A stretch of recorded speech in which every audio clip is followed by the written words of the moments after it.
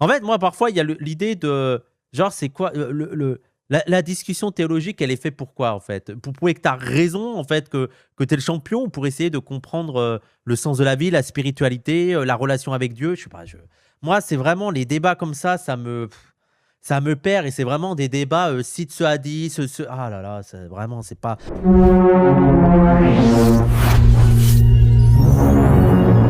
Voilà, maintenant, t'imprimes, et tu dégages. Petite vidéo aujourd'hui. Alors, comme je l'ai dit auparavant, je ferai des vidéos sur ce compte dorénavant, en tout cas en grande partie. Et tout ce qui est controversé, ça sera sur le compte d'Emisotric. Donc, pour faire simple. Voilà, pas besoin de rentrer dans des explications du pourquoi, du comment. Je pense que vous le savez, c'est très compliqué avec YouTube actuellement. Et c'est vrai que j'avais dit que je partais sur les micro-trottoirs. Rien n'a changé, hein. Je suis toujours sur les micro-trottoirs. De toute façon, j'ai des sujets à traiter, à refaire d'ailleurs. J'ai pas forcément tout le matériel qu'il faut, mais on se débrouille comme on peut. Donc voilà. Et d'ailleurs, je dois préparer une autre vidéo, deux autres vidéos. Mais enfin, vous savez où j'en suis. Bref. Donc l'actualité se fera sur le démineur. Voilà. Ou démineur 12, si vous voulez me trouver sur YouTube. C'est beaucoup plus simple. Du coup, on va commencer avec Balti et Wissam. Pour ceux qui s'en rappelleraient pas, vous inquiétez pas, j'ai des vidéos. Il y a Wissam qui s'exprime. J'avais déjà traité ces vidéos, mais toujours intéressant de se faire un petit rappel hein, pour ceux qui auraient oublié qui est ce type d'individu. C'est ce qu'on pourrait qualifier d'un musulman gauchiste, voilà, totalement occidentalisé hein, dans les délires woke, féministes, LFistes, la totale. Donc voilà. Et on a Balti, qui lui, je dirais, est dans une forme d'islam, on va pas dire radical, mais en tout cas, qui s'en rapproche sur certaines idées. Donc voilà, au moins il semble beaucoup plus cohérent. Et en fait, la guéguerre entre les deux est juste magique, vous le verrez par vous-même, hein, puisque pour le coup, il est question de respect et de connaissance sur le sujet de l'islam. Donc voilà. C'est particulier, mais en même temps tout aussi intéressant de voir les deux se chamailler. Vous verrez par vous-même, comme je viens de le dire. On commence sans plus tarder avec d'abord trois petits rappels de qui est Wissam. Allez, c'est parti. Moi, oui, oui, la saucisse, je suis connu pour quoi? Bah, je suis un militant antiraciste décolonial avec des forts accents marxistes. Je parle de l'importance de lutter contre le racisme, de l'importance de la lutte anti-impérialiste. Je parle aussi de l'importance d'affronter le passé colonial pour avoir un futur débarrassé de la vision raciale de l'espèce humaine et de vivre à égalité. Je parle aussi de lutte des classes et il m'arrive même de parler parfois de lutte LGBT. Bref, je parle de politique marxiste et antiraciste. Et en ce qui concerne les musulmans, effectivement, j'en parle, mais j'en parle principalement pour parler de l'islamophobie, du racisme que vivent les musulmans en tant que musulmans. Je ne suis pas un théologien prosélyte qui essaye là de montrer aux gens la véracité de l'islam. Ce n'est pas du tout mon combat. Surtout qu'à plusieurs reprises, j'ai exprimé le fait que j'étais favorable à une société dans laquelle chacun aurait la liberté de croire ou de ne pas croire. Il ne me semble pas que je milite pour l'instauration de l'islam comme religion d'État en France. Enfin, je crois pas, je milite pas pour ça. Non? Bah non. Moi, oui, oui, la saucisse. Voilà qui est Wissam. Au moins, vous avez une idée de qui est cet homme. Donc, pour rappel, hein, j'ai pris deux petites vidéos pour vous montrer des propos qu'il a déjà pu tenir. Vous-même, là où vous êtes, vous pourrez essayer de trouver une cohérence. Et vous me dites s'il y en a une. Allez, c'est parti. Donc, pour cette vidéo, ça date de quand? Du 30 octobre 2025. Donc, c'est quoi le problème s'il n'y a plus d'Arabes et de Noirs en France? Allez, c'est parti. L'argument de contrecarrer la théorie du grand remplacement en montrant qu'il n'y a pas tant que ça de Noirs et d'Arabes. Comme s'il y avait vraiment beaucoup de Noirs et d'Arabes, ce serait un problème. L'argument qu'à gauche on doit avoir, c'est « et alors ?» Parce que aller dans le truc de « non, on n'en accueille pas tant que ça, surtout par rapport aux autres pays », c'est rentrer dans le terrain de « effectivement, ce serait un problème si on en accueillait beaucoup ». Il faut contrecarrer ce discours. On est de gauche ou pas? Je ne comprends pas. En plus, on parle de réfugiés, d'immigrés et tout. Stop. Il faut refuser ce débat-là. Même 6%, même 7%. C'est bon, il y a assez d'argent pour tout le monde. Il y a assez de richesse pour tout le monde. Je m'en bats les couilles. Donc ça, c'était ses propos en 2025. Et je ne pense pas qu'aujourd'hui, ça ait tant changé que ça, hein, je vous l'avoue. Donc voilà, lui, il part du principe que tout le monde peut venir sur le sol français. Il n'y a pas de limite, visiblement, hein, tout le monde peut rentrer, c'est open bar. Même Jean-Luc Mélenchon, qui est Jean-Luc Mélenchon, avait expliqué, je crois, dans une réunion, un séminaire, en tout cas un événement où il y avait pas mal de personnes, une femme qui a demandé, oui, pourquoi en fait il n'ouvre pas le territoire, quoi, en fait, pourquoi il ne permet pas aux personnes de rentrer en France. Et lui, il expliquait justement que, ben, négatif, quoi. Que même lui, il a osé se positionner là-dessus. Moi qui pensais que son but, c'était d'ouvrir et que ça soit open bar, ben bon, visiblement, même lui a des limites. Comme quoi, hein. Mais bon, je l'aurais pas cru. Bref, on poursuit. On va pas regarder toute la vidéo. Il a aussi tenu ce genre de propos. Allez, c'est parti. Mais écoutez bien ce que je vais vous dire. Les femmes musulmanes en France, les Françaises musulmanes qui portent le hijab, le font, non pas parce qu'elles sont désintégrées, mais justement parce qu'elles sont intégrées dans la société française. Le voile est une illustration de leur intégration dans la société française. Le voile, pour les jeunes femmes musulmanes de France, est un des symboles d'intégration à la société musulmane, à la société française. Lapsus plutôt révélateur, hein. Vous prenez une femme, une Française, vous la mettez en Algérie, ou peu importe, vous la laissez marcher en bikini, ou tout simplement, après je dis pas, hein, peut-être que là-bas, les femmes peuvent marcher en bikini sans problème, mais je me demande, est-ce qu'il y a des plages nudistes, le genre de choses que l'on voit par exemple en France? Est-ce que ça serait permis qu'il y ait des coins privés ou autres, qu'il y ait justement des femmes qui soient nues, voire pas que des femmes, hein, pour le coup, parce qu'il y a des hommes aussi, puisque c'est une plage nudiste, c'est mixte. Est-ce que ce genre de choses-là existerait, par exemple en Algérie, hein, j'ai envie de te dire, c'est quelque chose qui fait plus ou moins partie de la culture française. Est-ce qu'ils l'accepteraient là-bas? J'en doute quand même un peu. Après, peut-être que je suis pas vraiment au courant, tu sais, je n'ai pas toutes les informations, peut-être que ça existe là-bas. Ça serait intéressant, en tout cas, que j'ai cette information pour pouvoir en parler. Mais bon, ça serait quand même pas mal étonnant. Mais enfin, voyez-vous, maintenant vous savez qui est Wissam. Donc on va poursuivre. Wissam justement parlait du streamer Balti, comme j'en ai parlé, comme c'est écrit, hein, musulman dur. VS, ben Wissam Welka, lui, musulman communiste, branche islam, woke, athée, zarbi. Voilà. Et on va regarder sa réaction et juste après on va s'intéresser à la réaction de Balti sur le sujet. Allez, c'est parti. Balti a parlé de vous. Oui, oui, j'ai vu ça, oui, oui. Voilà, quoi. Je veux dire, moi, ce que je comprends pas, c'est qu'il y a des gens qui considèrent Balti comme une référence religieuse. Je suis en mode... Parce que je crois que c'est moi qui l'a traité de koufar et tout, et je suis en mode... Ok. Mais voilà, ok, Balti, ça marche. D'accord. En fait, il y a un truc de... Est-ce que je dois vraiment considérer Balti au sérieux? Donc c'est pour ça que je comprends pas pourquoi Wade il essaye de débattre avec Balti. En mode, mais on s'en bat les couilles, je veux dire. Même spirituellement, si l'une de tes références c'est Balti, c'est que spirituellement ça doit pas être fou, quoi. Balti qui te traite de mécréant, c'est que tu es dans la bonne direction. Non, mais surtout, en fait, j'ai l'impression qu'il y a certaines personnes, elles ont du mal à être jugées par d'autres musulmans, tu vois. Ça pourrait leur faire mal qu'une personne comme Balti les considère pas comme vraie musulmane. Mais en fait, la spiritualité, c'est pas de faire en sorte que Balti ait une bonne opinion de toi. La vraie spiritualité, c'est ta relation avec Dieu. Pour ceux qui me connaissent, et pour l'avoir déjà expliqué maintes et maintes fois, pour moi, tout ce qui touche à la religion aujourd'hui n'est qu'une tendance. La religion, dans son entièreté, dans son intégralité, dans sa radicalité et dans sa profondeur, n'existe quasiment plus. À la rigueur, il y a certaines personnes, tu sais, isolées, qui la pratiquent. Tu me diras, hein, effectivement, je pense que ça doit exister. Mais après, pour ce qui est des religieux, surtout sur les réseaux sociaux, bon, ça reste mon point de vue sur la question, mais c'est pas ceux que j'estimerais comme des personnes pieuses, tu vois. À partir du moment où tu recherches quelque chose qui est de l'ordre du divin, et je me dis que ce n'est pas sur les réseaux sociaux que tu vas le chercher ou essayer de le trouver. Donc, voilà.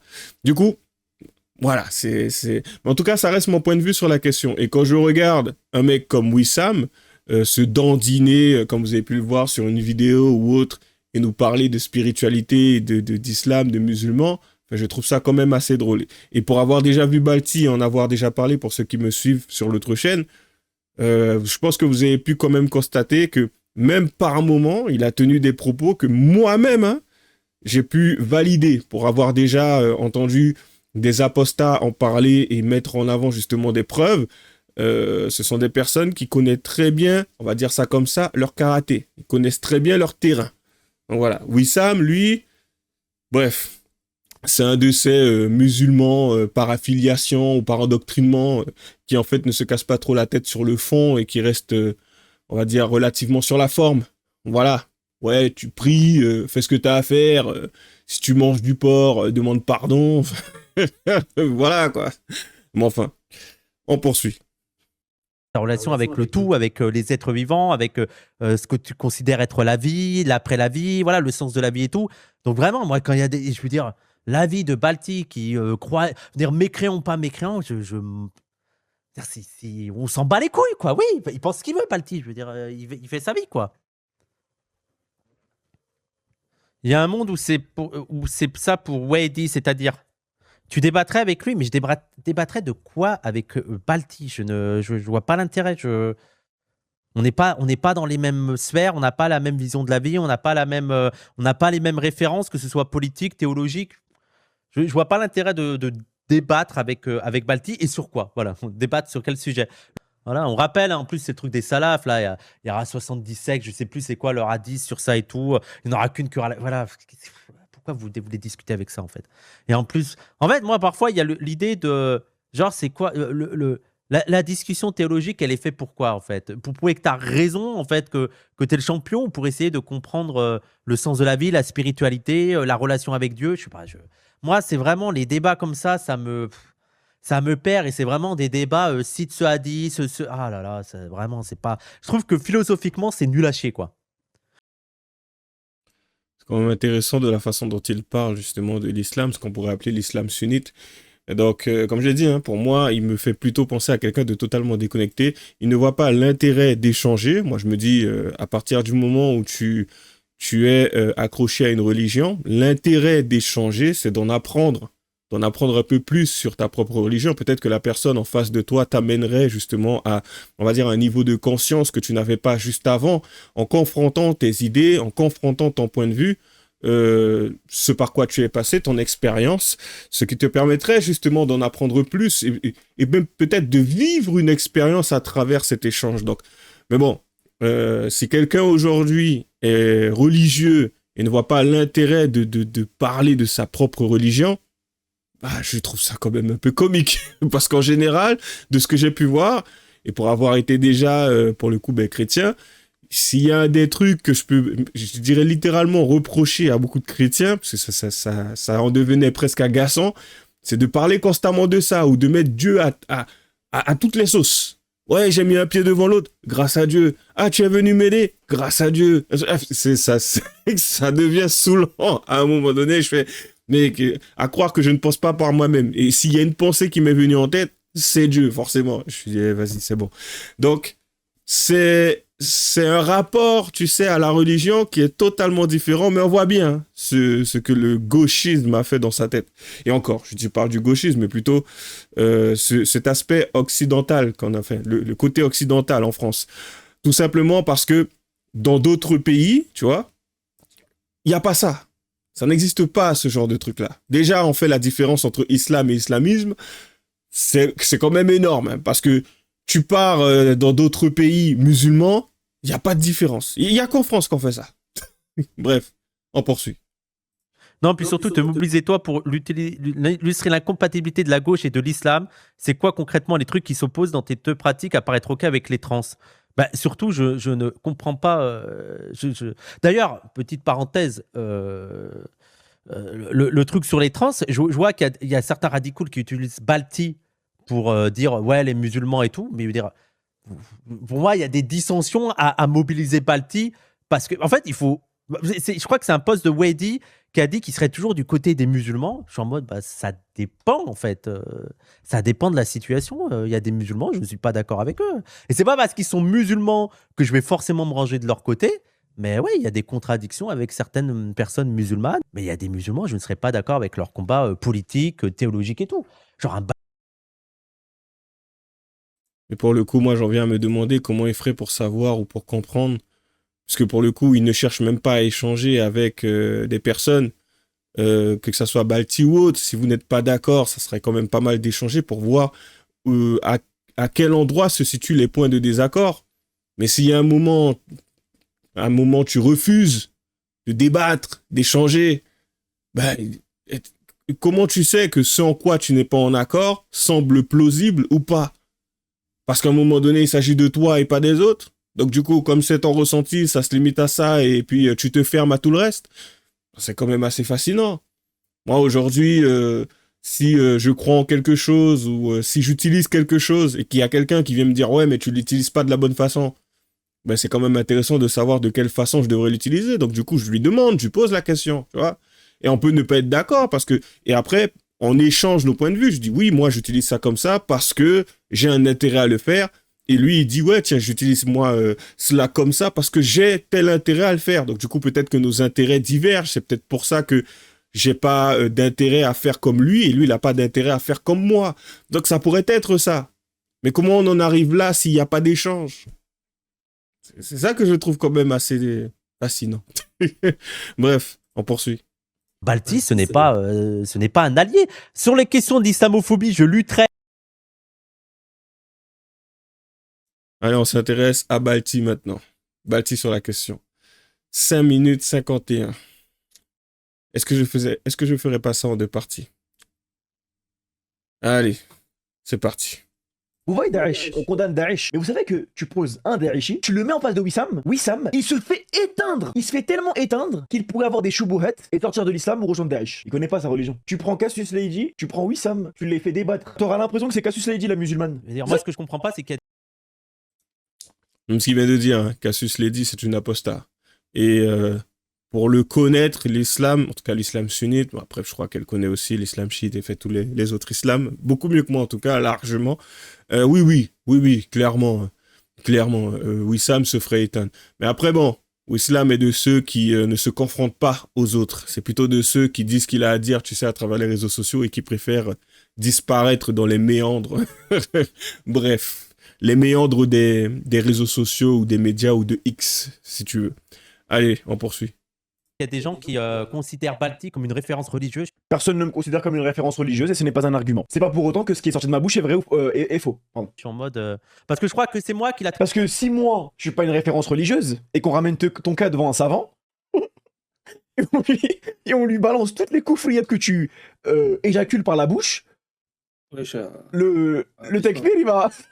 ça va être... L'avis de Balti qui croit. Dire mécréant, pas mécréant, on s'en bat les couilles, quoi. Oui, il pense ce qu'il veut, Balti. Je débattrais avec lui, mais je débattrais de quoi avec Balti? Je vois pas l'intérêt. Moi, je vois pas l'intérêt pareil de parler avec lui. Tu veux parler de quoi? Il connaît pas sa religion. Tu prends Cassius Leidi, tu prends Wissam, tu les fais débattre purement sur le sujet de la théologie. T'auras l'impression que c'est Cassius Leidi la musulmane. C'est ça qui est terrible. C'est ça pour vous dire la folie.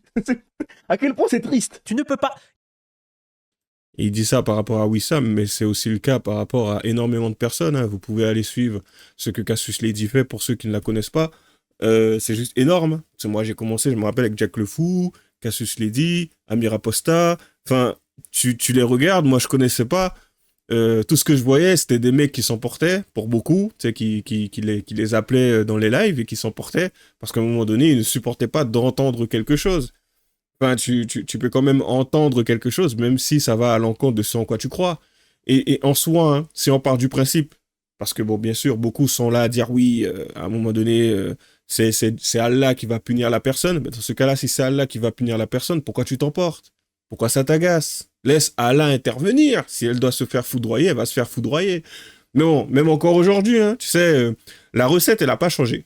C'est-à-dire la méthode de Cassius Ledi, d'Amir Aposta, elle n'a pas changé, mais elle est relativement la même. Enfin, de ce que j'ai pu voir dernièrement, c'est toujours pareil. Et on a toujours les mêmes réactions de ces pseudo-musulmans. Parce que pour le coup, c'est quand même assez ahurissant de voir certains essayer de débattre et puis de lésiner sur des choses quand même assez piètres et futiles. Ce que je veux dire par là, c'est lorsque on a un musulman qui n'est pas spécialement d'accord avec ce que Cassius Ledis a lu, ben, tout simplement, on a des situations comme « Ah oui, en fait, tu ne parles pas l'arabe, donc du coup, tu ne comprends pas, la traduction n'est pas la bonne. » Bref, il y a toujours quelque chose. Parce que, bizarrement, la traduction est la bonne lorsque ça dit quelque chose, tu sais, qui est plutôt beau, qui est plutôt joli.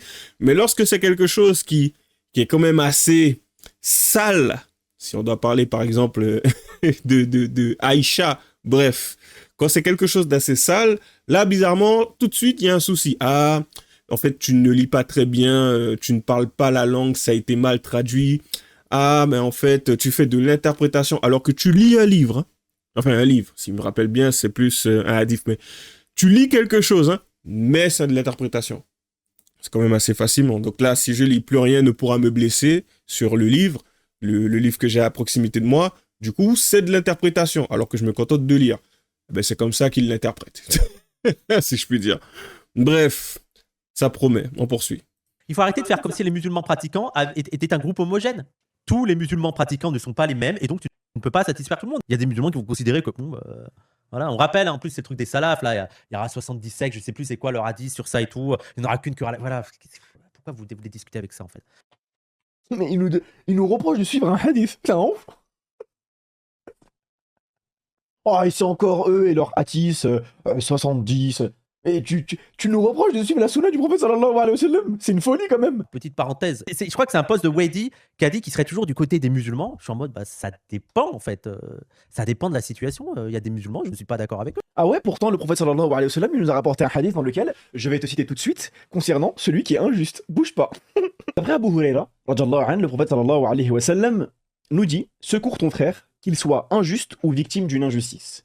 Un homme a dit, oh messager d'Allah, je lui porte secours s'il subit une injustice, mais si c'est lui qui commet l'injustice, comment est-ce que je lui porte secours? Le prophète sallallahu alayhi wa sallam lui a dit, tu l'empêches d'être injuste. Ceci est le secourir. Moi, Wissam, bon, tu n'es plus mon frère musulman, tu es un kafir, mais je tente de t'aider, de t'ouvrir les oreilles et de t'ouvrir les yeux. Je te tends la main pour que tu puisses comprendre à quel point t'es à ton pas. Après bon, peut-être que tu prêtes pas trop d'importance au hadith. Hein, ça a peut-être pas de valeur ce que je viens de te dire. Et puis en plus, Justement, ces fameuses choses authentiques ont de l'importance. Mais bon, comme je me rappelle les débats justement entre Cassius Ledis et certaines personnes, il y a ce qu'on appelle les coranistes et puis il y a ceux qui sont musulmans sunnites, ceux qui se basent et qui se contentent du Coran. Donc voilà, je l'ai dit, hein, je l'ai déjà dit maintes et maintes fois, les musulmans ici, en France, enfin dans tout ce qui est les pays européens, sont à l'aise. Il faut dire les choses comme elles sont. C'est d'ailleurs, preuve en est, c'est pas... dans leur propre pays qu'ils préfèrent aller, c'est en France, en Allemagne ou ailleurs, à Londres ou autre. Donc voilà, faut dire les choses comme elles sont. Donc je trouve ça toujours drôle, hein, tu sais, des personnes qui cherchent à fuir leur endroit de prédilection, parce que pour le coup, là-bas, ça se passe exactement comme eux, ils le rêveraient, pourtant ils le fuient, et qui ont ce besoin, tu sais, d'essayer de trouver des moyens financiers, parce qu'on va dire les choses telles qu'elles sont, c'est surtout ça qu'il y a ici, pour eux, et qui essaye de refaçonner l'endroit où il se trouve actuellement à l'endroit d'origine. Sachant que l'endroit d'origine, ils l'ont fui. Donc c'est d'une stupidité profonde. Mais bon, ou peut-être qu'ils sont persuadés de faire mieux avec ce qui a déjà été mis en place et créé. Donc le but n'est pas de façonner tel que le pays était, ou en tout cas le pays qu'ils ont quitté, mais de le façonner d'une autre façon, en améliorant certaines choses. Mais comment tu fais pour améliorer certaines choses quand tu te bases sur des écrits, des textes, des choses qui amènent justement des situations, un environnement, une façon de vivre archaïque? Enfin, c'est quand même assez dramatique. La façon dont les femmes sont traitées, dont elles sont perçues, le positionnement des hommes, et voire même hein, les sanctions, le simple fait de quitter l'islam, c'est devenu complexe, puisque ça ramène des situations comme le mec qui se fait séparer la tête de son corps. Donc, comment tu fais, en fait, pour pouvoir vivre avec cette façon de faire, de penser Comment tu fais? Surtout, admettons qu'elle soit mise en place ici. Tu vas me dire, ils seront heureux et satisfaits, mais le jour où ils vont voler, ça sera pas comme ils ont l'habitude de le voir. Hein. Comme on peut le voir, comme je vous l'ai déjà montré sur les statistiques, on a au niveau des étrangers, ce sont les Algériens, si je me rappelle, à part si ça a changé entre-temps, les Algériens qui se retrouvent en masse au centre pénitentiaire. Donc t'imagines si aujourd'hui t'as un Algérien qui vole, ça se passe comment? Ça se passe comment? On lui coupe la main? Il va accepter ça? Ça sera le premier à se plaindre en disant ouais, regardez dans quelles conditions on se retrouve, comment ils nous traitent. Enfin, à un moment, je suis désolé, mais c'est quand même assez, ouais, c'est quand même assez fascinant cette façon de voir les choses. Mais enfin, on poursuit. J'ai même envie de dire, mais attends, si t'es tout le temps du côté des musulmans et que c'est pour cette raison que tu te mets du côté de Balti, mais est-ce qu'il n'y a pas une contradiction à se mettre du côté de Balti qui lui est anti-France Insoumise? Mais LFI, c'est pas l'islam. Qu'est-ce qu'il raconte celui-là? Donc le seul parti politique qui peut potentiellement gagner et laisser les musulmans un peu respirer. Ah oui, les laisser respirer en empêchant les musulmans de faire la da'wa contre votre laxisme. Bah oui, c'est vrai que LFI, c'est la 5e école juridique. Donc on a le hanafisme, le malikisme, le shafi'isme, le hanbalisme, et maintenant on a le LFisme. Est-ce que être du côté du Balti, c'est pas en général être contre les musulmans en France? Toi, t'as des questions comme ça qui sont... Ah, c'est des questions de grands mouchtahides, ça. Le mec, en fait, c'est triste à dire et c'est agaçant dans un sens, mais Balti, d'une certaine façon, en faisant ce qu'il fait, il nous donne du crédit, il donne du crédit aux Français et à ceux, comment dire, à leur méfiance et à ce qu'ils pensent, bien sûr, parce que beaucoup sont au courant hein, de ce que l'islam représente et la façon dont l'islam est en train de gratter pour pouvoir s'imposer en France.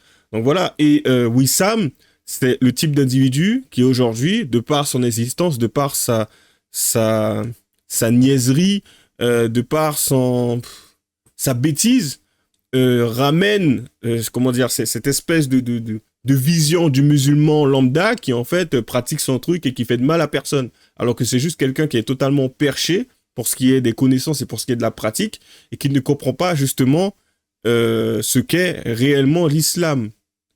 Donc voilà. Et c'est juste dramatique.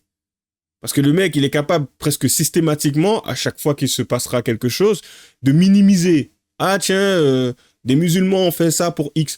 Ah mais en fait, c'est pas trop grave et tout. En fait, votre problème, c'est que vous êtes islamophobe. C'est ce que ça donne à chaque fois. Et en plus de ça, le mec, il défend beaucoup plus LFI que sa propre religion. C'est juste délirant. Ça se demandait même est-ce qu'il est musulman. C'est une première, tu vois. En général, la personne, elle défendra beaucoup plus sa religion que un parti politique. Mais lui, il fonctionne de façon inversée.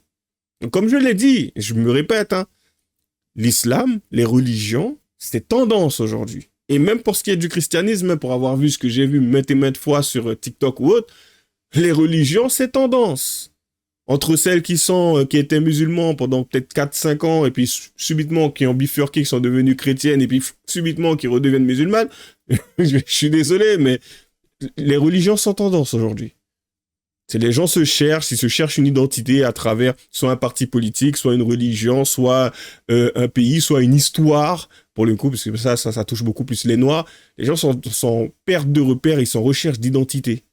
Beaucoup ont des difficultés à se considérer simplement comme des Français. C'est dramatique. Mais par contre, oui, moi je suis descendant d'un peuple esclave et tout, vous avez été des esclavagistes. Ah oui, moi en fait je suis musulman et je respecte très bien ma religion, c'était un problème avec ça, tu as un problème avec moi, bref.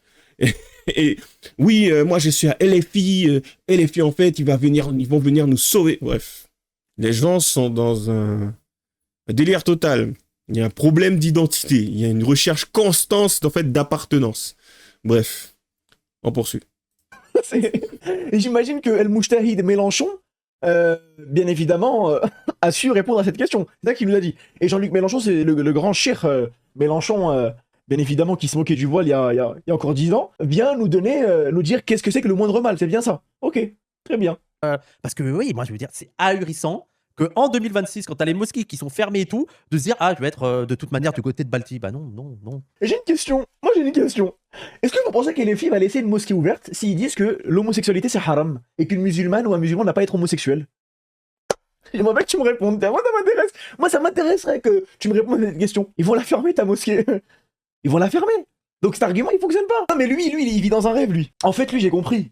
Lui, il croit, le grand cher Jean-Luc Mélenchon, quand il arrivera au calife de l'Europe, parce que voilà, dans leur tête, ils vont en grand, eux, tu vois, le grand calife islamo-gauchiste de l'Europe, et que El Khalif Jean-Luc Mélenchon va s'allier à nos très alliés, à nos très frères de la Russie, hein. Vous savez, ceux qui ont qui ont tant pris soin des Tchétchènes. Vous savez, ceux-là, les Russes, ou bien encore d'autres de leurs voisins, et qui vont aller libérer les musulmans en Palestine. Masha'Allah, moi je trouve que c'est des grands projets. Vous savez que je vais vous dire une chose. Je vais vous dire une chose, hein. Et c'est terrible ce que je vais vous dire.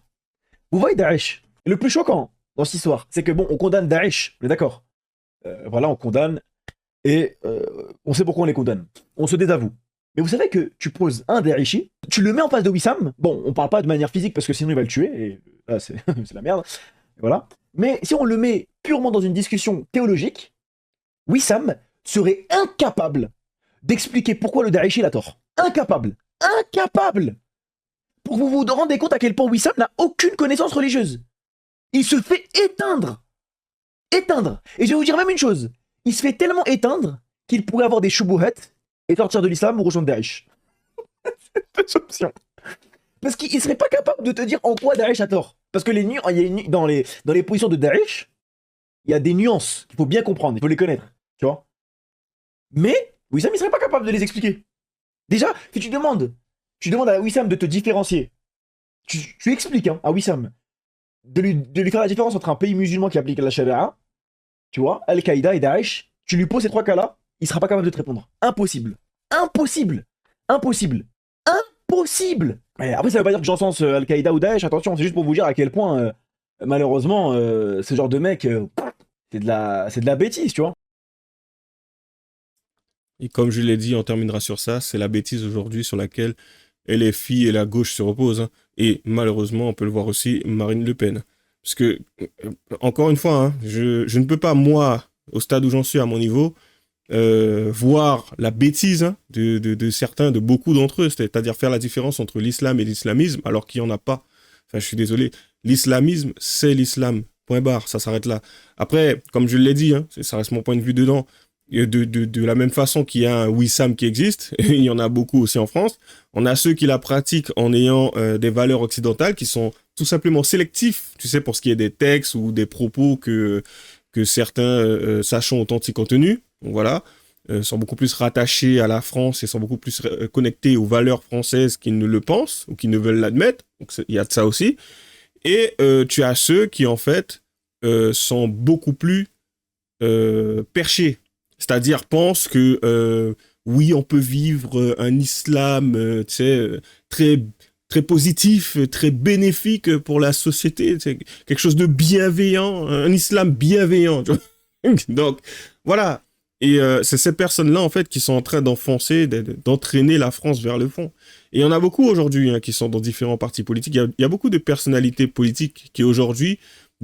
Marine Le Pen, pour le coup, qui croit que, en fait, il y a un islam positif, tu vois. Non, il y a des personnes qui pratiquent et qui sont sélectives au niveau de la pratique. C'est aussi simple que ça. Il n'y a pas à chercher midi à 14h, parce que, je suis désolé, si vous voulez en savoir plus, vous pouvez suivre justement les vidéos de Cassius Lady, d'Amir Aposta. Vous verrez par vous-même, hein, pour en avoir déjà parlé maintes et maintes fois. À un moment, c'est bon, on en est bien conscient. Tu vois la façon dont leur prophète préféré, le dernier, là, le dernier en date, il me semble, je suis pas sûr, de la façon dont il a traité Aïcha.